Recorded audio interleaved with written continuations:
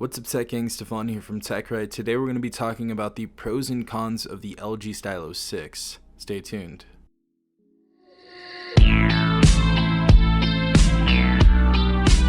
Alright everyone, so I've been using this phone for a few days now, and I have to say I've been really liking it for the price, but there are some pros and there are some cons about this phone, so I just thought I should state them to you guys in this video. Now we're going to go ahead and start off with the pros. We have 5 pros and we have 5 cons on the LG Stylo 6, and if you guys have any more pros or cons, definitely put them in the comment section down below. Also, if you guys are looking for some pretty decent devices that won't break the bank, I'll leave some links in the comment section as well as the description down below. Those are Amazon affiliate links, so just know they are affiliate links and I do get a kickback.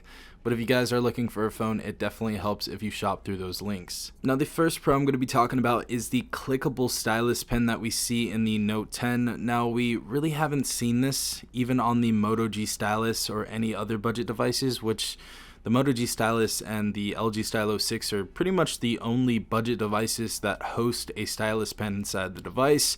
So seeing a device actually be able to click its pen in and out is great to see, because I've been waiting for this since the original LG Stylo back in 2015. But really happy about that. Definitely put in the comments down below how you feel about that. Really do like that feature. Next pro definitely has to be NFC. Now if you go to the drop down bar menu right here, we'll see NFC right there. We'll go ahead and turn that off, turn that back on, and it basically gives us directions on how to use NFC. Now I am experienced with NFC, and I'm sure a lot of the viewers that are watching this video right now are experienced with NFC, but if you guys don't know how to use this, all you have to do is hold the backs of the phone together and you could transfer things as easy as that. So it's great to see NFC is in here. Now the third pro definitely has to be that this has 64 gigabytes of internal storage out of the box, and as you see right here, we have some applications and stuff downloaded, so you really get about 45 gigabytes of free storage right here. But I'm just really happy that this is not 32 gigabytes of internal storage and we only have 16 to use, so it's always great to see that we have upgraded storage from our predecessors. So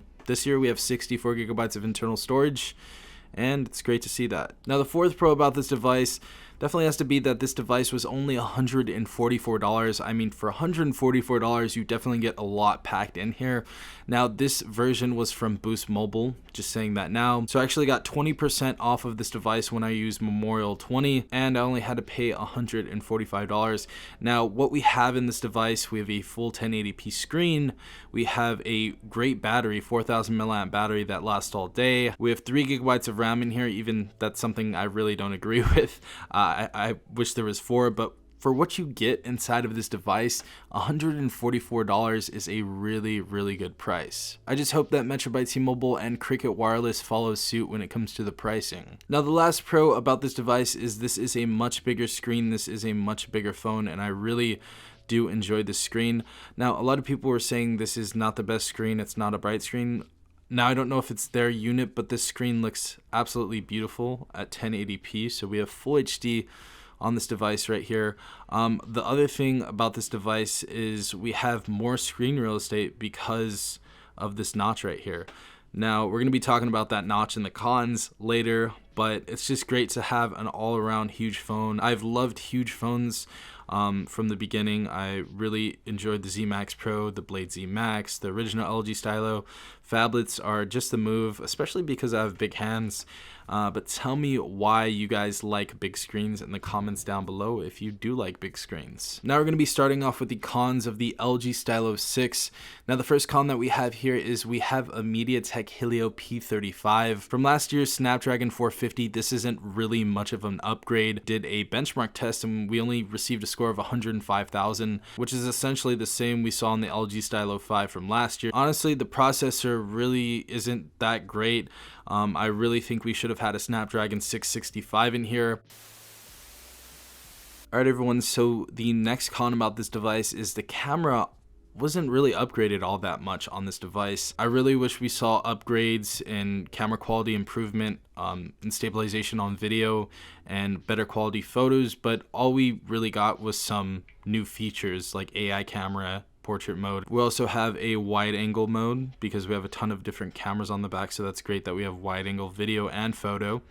That's great to see, but really not that much of an upgrade. I'm hoping to see next year on the Stylo 7 that the camera is upgraded, still passable for $145 though. Now my third con about this device definitely has to be that there's only 3 gigabytes of RAM inside this device. I was really hoping for 4. I'm glad that it wasn't 2. Obviously we had 2 on a few other devices and that really didn't end well with the LG Stylo.